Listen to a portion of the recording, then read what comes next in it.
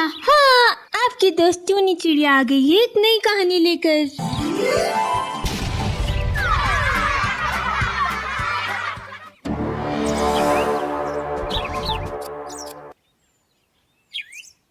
चुड़ैल के भूतिया बैंगन। चुड़ैलों के ठिकानों पर सभी चुड़ैल चिड़ियाओं की सभा चल रही थी। रानी चुड़ैल ने दुखी होकर कहा, आज मैंने तुम सभी को एक बेहद जरूरी बात बताने के लिए बुलाया है। मैं अब बूढ़ी हो गई हूँ और मेरे अंदर शिकार करने की शक्ति भी नहीं बची है। शायद बहुत जल्द मुझे इस दुनिया को छोड़कर जाना होगा। इसीलिए मैं जाने से पहले तुम सभी चुड़ैलों में से किसी एक को रानी चुड़ैल की गद्दी देकर जाना चाहती हूँ। रानी चुड़ैल की बात सुनकर सभी चुड़ैल चिड़िया बेहद गंभीर हो जाती हैं। अगले एक सप्ताह के भीतर जो भी चुड़ैल सबसे ज्यादा शिकार करेगी वही मेरी इस गद्दी की उत्तराधिकारी होगी। रानी चुड़ैल की बात सुनकर मंजरी नाम की एक बेहद दुष्ट चुड़ैल बेहद खुश हो जाती है। मंजरी चुड़ैल खुश होकर कहती है, अब आया ना ऊंट पहाड़ के नीचे।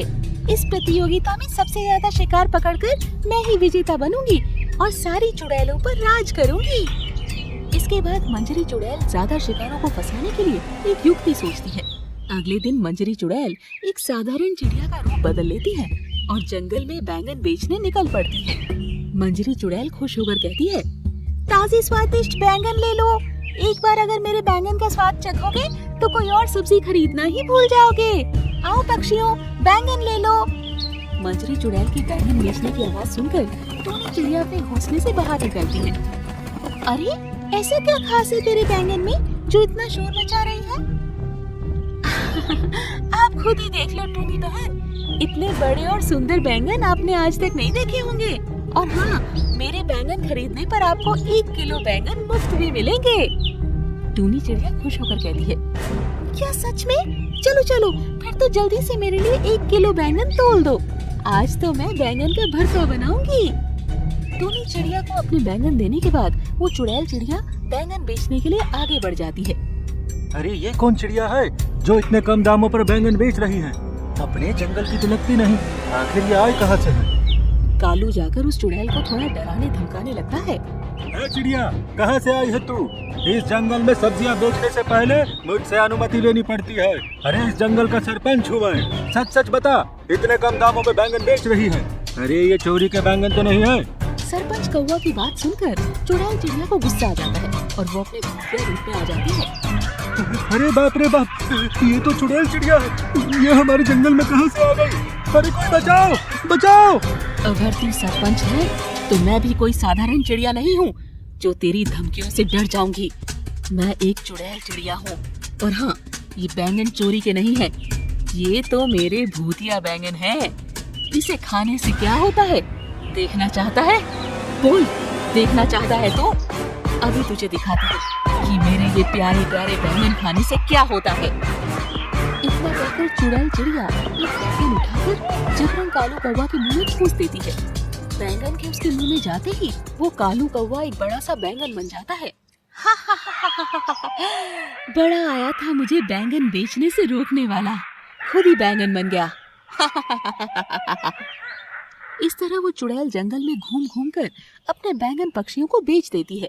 अगले दिन चुड़ैल फिर से अपना बैंगन का ठेला लेकर आती है और उसके भूतिया बैंगन खाने से बैंगन बन चुके सभी पक्षियों को अपनी जादुई शक्ति से अपने ठेले में भरकर ले जाती है। इतने सारे पक्षियों के एक साथ जंगल से गायब हो जाने के कारण पूरे जंगल में हाहाकार मच जाता है और जंगल के बचे हुए पक्षी इस समस्या पर चर्चा करने के लिए एक स्थान पर जमा होते हैं। न जाने कौन है जो इस जंगल के पक्षियों को गायब कर रहा है। कल सवेरे ही मेरे कालू जी जंगल की सैर पर निकले थे, लेकिन भगवान ही जाने कि उनको जमीन खा गई या आसमान निकल गया। कल सुबह से ही मैं उनको ढूंढ रही हूँ, लेकिन उनका कुछ पता ही नहीं चला है। आप बिल्कुल सही कह रही हैं भूरी बहन। सिर्फ सरपंच कालू जी ही नहीं, बल्कि जंगल के और पक्षी भी गायब हो गए हैं। उन लोगों का भी कहीं कोई पता नहीं मिल रहा है। कुकू कोयल घबराते हुए कहती है, अरे लेकिन अचानक ऐसे क्या हो गया है कि जंगल के पक्षी गायब होने लगे? हमें बात की तह तक तो पहुंचना ही होगा, ऐसे तो सारा जंगल ही खाली हो जाएगा। तभी पेड़ के ऊपर बैठा हुआ चुलबुल उल्लू पक्षियों के पास आता है। कल जब मैं दोपहर में पेड़ के ऊपर बैठा सो रहा था, तभी मुझे अचानक एक चुड़ैल के हंसने की आवाज आई। मैंने घबरा कर देखा तो पाया कि एक बैंगन बेचने वाली चिड़िया भूतिया चिड़िया बन गई और सरपंच जी को बैंगन बनाकर अपने साथ ले गई। ये आप क्या कह रही हो चुलबुल जी? क्या वो चुड़ैल मेरे कालू जी को बैंगन बनाकर ले गई है? और जंगल के बाकी पक्षियों का भी कहीं उसने यही हाल तो नहीं किया? लेकिन इतने सारे पक्षियों को बैंगन बनाकर आखिर वो करना क्या चाहती है? अब ये बात तो वो चुड़ैल खुद अपने मुंह से बताएगी कि आखिर मैं इतने सारे पक्षियों को बैंगन बनाकर वो करना क्या चाहती है। इसके बाद सभी पक्षी छिपकर चुड़ैल का पीछा करते हैं और उसके गुप्त ठिकाने पर पहुंच जाते हैं। अरे वाह मेरे भूतिया बैंगनों!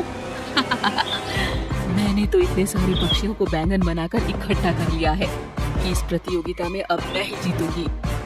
अब बस अपने शिकार किए हुए पक्षी रूपी बैंगनों से स्वादिष्ट पकवान बनाकर रानी चुड़ैल को खिलाना है और उसके बाद रानी चुड़ैल की गद्दी हमेशा हमेशा के लिए मेरी हो जाएगी। इतना कहकर वो चुड़ैल उन बैंगनों के पास जाती है और छुरी उठाकर एक एक करके 2 बैंगनों को काट डालती है। बैंगन के अंदर से खून बहने लगता है और एक जोरदार चीख की आवाज सुनाई पड़ती है, जिसे सुनकर बाकी के बैंगन रोने लगते हैं। यही सही समय है पक्षियों। अगर इस समय इस चुड़ैल को नहीं रोका तो ये हमारे जंगल के सभी पक्षियों को एक एक करके ऐसे ही काट डालेगी और सबसे शक्तिशाली रानी चुड़ैल बन जाएगी।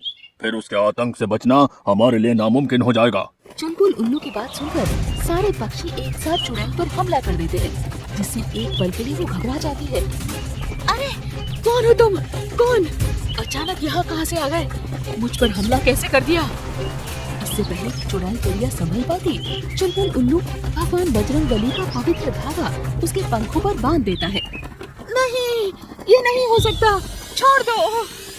लेकिन धागे की पवित्र पकड़ के कारण वो कुछ ही देर में जलकर भस्म हो जाती है। चुड़ैल के वहाँ से जाते ही सभी पक्षी बैंगन से पक्षी बन जाते हैं और चुलबुल की सूझबूझ की बहुत प्रशंसा करते हैं।